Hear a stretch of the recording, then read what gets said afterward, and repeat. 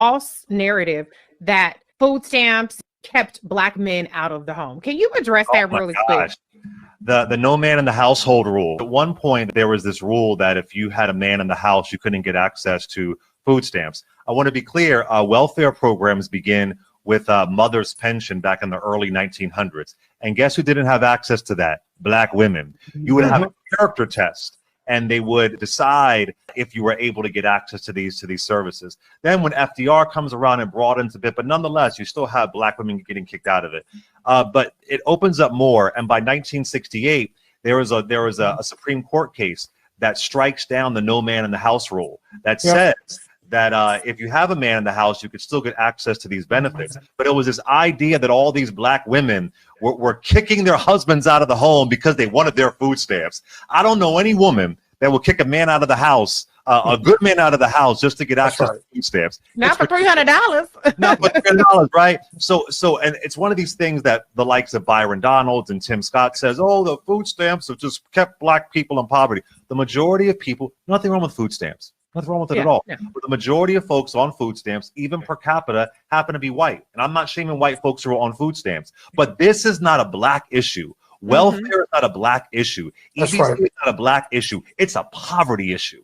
That's right. That's exactly right. So don't try to say that. That's what it really is. So that no man in the house, and it was struck down in 1968 by a Black woman in Alabama. She's the one that started the case. So all these myths and all these things, it really impacts and hurts at the end of the day, poor people. That's right.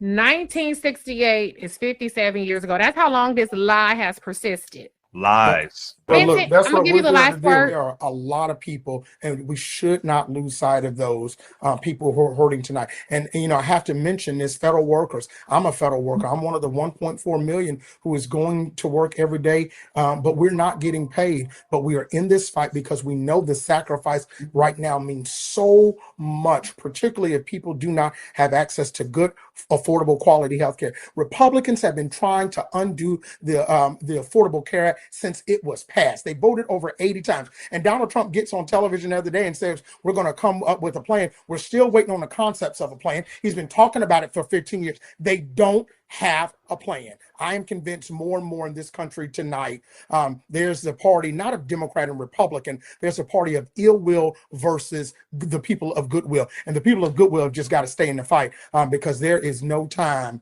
right now for us to be rest. I've been saying this everywhere around the country. Black people need to be sleeping in shifts. When I am asleep, you need to be up. And when you up, I need to be asleep.